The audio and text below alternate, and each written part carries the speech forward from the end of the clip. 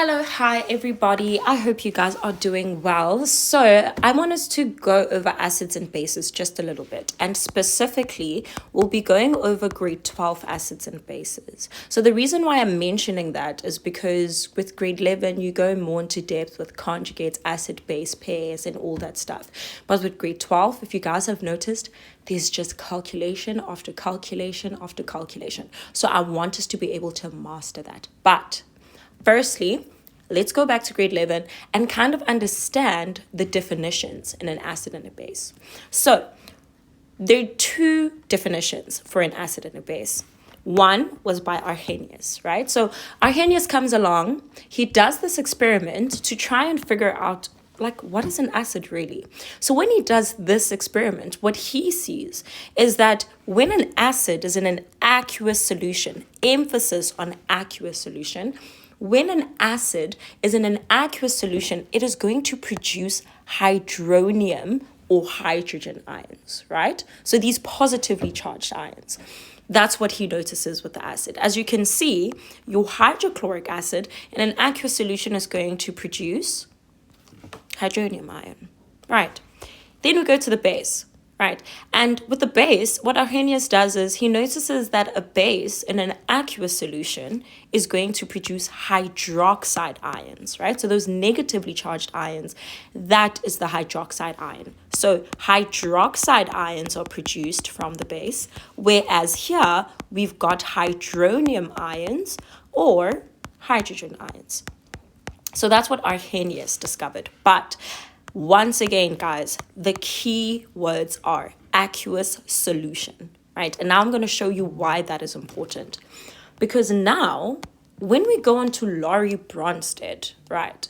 We go into Lowry-Brønsted, and Lowry-Brønsted are these two guys who did the experiment. And what happened is that they said, okay, Arrhenius, we see what you're saying, right?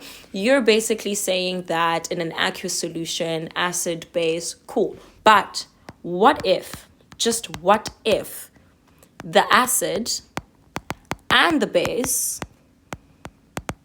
are not in an aqueous solution? Right. So what if the acid and base are not in an aqueous solution? So then they did an experiment and they said, how about we react the acid and the base together, as you guys can see, and let's see what forms after that.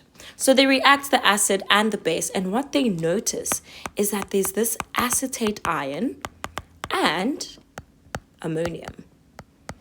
Okay, so they took acetic acid, reacted it with ammonia, and afterwards they noticed that there is an acetate ion and ammonium.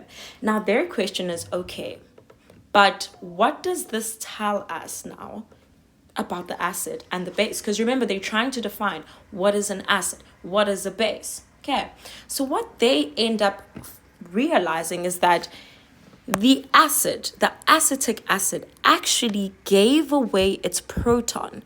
It gave away its hydrogen ion to the ammonia. And that's how the ammonium ion was formed. Okay, so they notice that. They're like, oh, okay, cool. So what we're seeing is that this acid is going to donate a proton, because what does it give it to? It basically transfers its proton to the base. So now that's when they call the base a proton acceptor.